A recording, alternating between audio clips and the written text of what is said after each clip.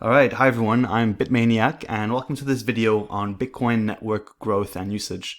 So this video is part of a broader course on the fundamentals of Bitcoin on-chain analytics and valuation. And I've posted quite a few videos already, so I recommend you watch those before watching this one so you really get the most out of this. I've numbered them to make it easy for you. I'll try not to repeat myself too much during these videos in order to be as time efficient as possible for you guys. And so I recommend you that you watch all the previous videos in order. All right, so to put this video in context, so we're using the three-part pyramid framework from ARK Invest. Link in the show notes if you're interested. And we are looking at the bottom layer of that pyramid, which is all about Bitcoin network health. And in previous videos to this one, we talked about the integrity of the monetary policy, and we also talked about network security, hash rate, and so on. And in this specific video, we're covering the topic of network growth and specifically looking at active addresses and what that means.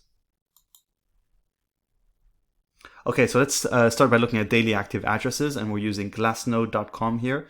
And so this is really one of the the core network metrics, and you'll see it available pretty much everywhere.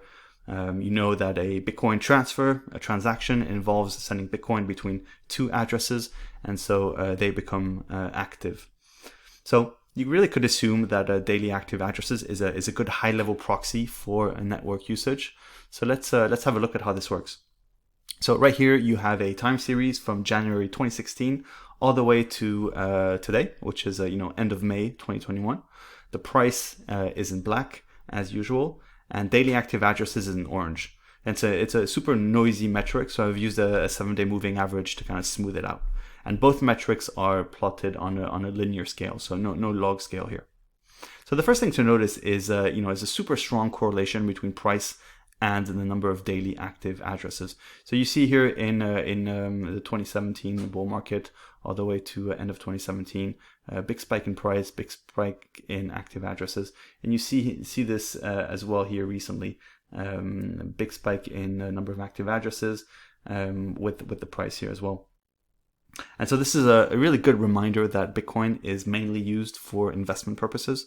People are using Bitcoin as an investment, either for the short term, for the medium term, or for the long term appreciation. And there's more interest, there's more trading when the price is moving up, quite simply. So I know that's why both price and active addresses are very correlated, as we've seen. Another way to illustrate this point, because I think it's important, is to look at it using a completely opposite scenario. So imagine a world where Bitcoin is mostly used to settle international transactions between companies that are trading, with each other. And in that world, well, you wouldn't expect to see such a strong correlation between price and active addresses. The number of active addresses in that world would be indexed, would be correlated to something like the amount of trade between companies. But that's not what we have here in the real world.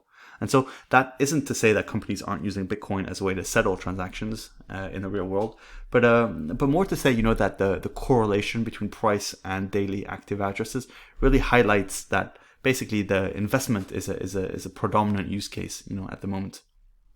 And I think this metric also speaks to just general decentralization and size overall use base.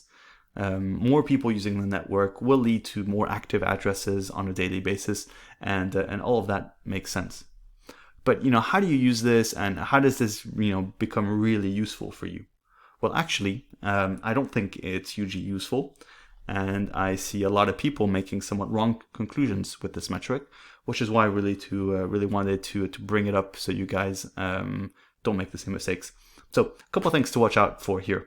First of all, what you see is that this metric reacts to price movements. So it doesn't lead the price. It's not a leading indicator. So as price goes up, people FOMO in and more wallets become active, and there's more daily active addresses. In fact, an increase in active addresses is not a prerequisite for price appreciation at all. And so we see this in this chart. At the end of the 2017 bull market, there was about 1.2 million active addresses, and the price was about $20,000. And recently the price has tripled, right, from $20,000 to $60,000. But active addresses has pretty much stayed, is back to all-time high.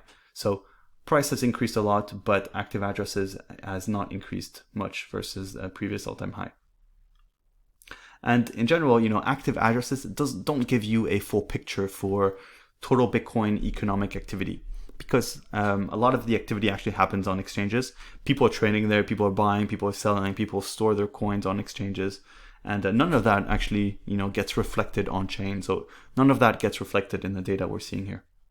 And another major point, and another point which is why I don't really look at number of active addresses that frequently, is the issue with address reuse. So it's really difficult to quantify how many people are reusing the same address. And if you're familiar with basic Bitcoin privacy recommendations, you know that you should be using a different address for every transaction, and this is just to increase your privacy. And so if everyone did that, and all else being equal, then that would increase the number of daily active addresses. But there could also be lots of new users on the network, and we don't really know, and we don't know what they're doing, and we don't know if they're reusing the same address or if they're using a different address each time, right? We just don't have that information. And because we don't know how many people are reusing addresses, well, it's really hard to get much insight from this daily active address metric. And finally, active addresses measures the transactional utility of the network. So basically, how many people are using the network to transact between each other. But that's not the only use case for Bitcoin, right? Lots of people are using Bitcoin to store value as a savings account, and for those people, addresses are their addresses aren't very active, right? They're not using their addresses on a daily basis. So again, let's take an example to illustrate. So imagine a scenario where you have lots of people using Bitcoin as their very long-term retirement savings account, right? And so once or twice a year, they buy some Bitcoin, and that's it, right? Once or twice a year, they make a transaction, and they rarely sell, right? They're only going to sell for their retirement, so in many, many years. And in that world, well, you could expect the price of Bitcoin to moon, because there's lots of buyers who are making buys and not many sellers. And in that world, the number of daily active addresses would also be quite low overall, right? So we've just shown a world where we didn't need active addresses to go up for price to go up.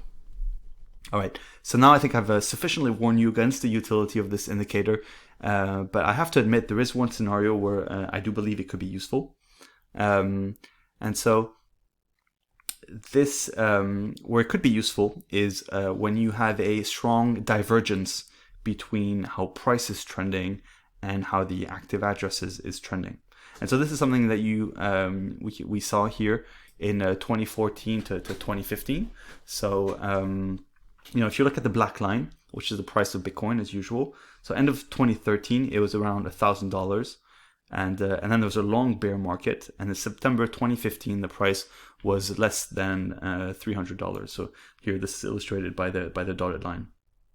But during that time, if you look at the orange line, which is daily active addresses, you notice that the daily active addresses were steadily going up, right? From about 100,000 per day to almost 300,000 per day during that same time frame, right? So this is illustrated by this red dotted line. So you have this scenario where price, is only a third of what it used to be, and daily active addresses is 3 times more than what it used to be in the same time frame. And looking at this from first principle, it's interesting. It's a bullish signal.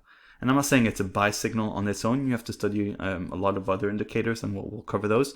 But it's definitely, in this kind of divergence that it starts to become useful, and it's something that you want to investigate further. All right, I'm going to wrap up here. I'm making an effort to keep these videos shorter and more focused. So any questions or comments on this, please leave them below. Thanks for watching. Next video, we'll talk about daily transaction volume. We'll talk about transaction fees, transfer volumes, and other really core metrics which you need to understand. So I'll see you there. Thanks a lot. Bye.